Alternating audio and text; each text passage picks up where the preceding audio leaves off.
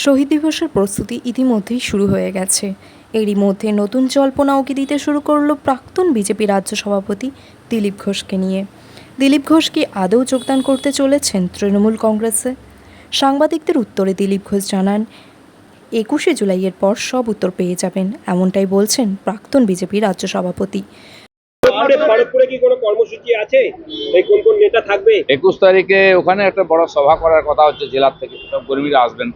আর যারা আমাদের বাংলায় প্রায় 250 জন কর্মী টিএমসির হিংসার বলি হয়েছেন, তাদের প্রতি শ্রদ্ধাঞ্জলি সভা হবে। 21 তারিখে খড়গপুরে কার্যক্রম আছে।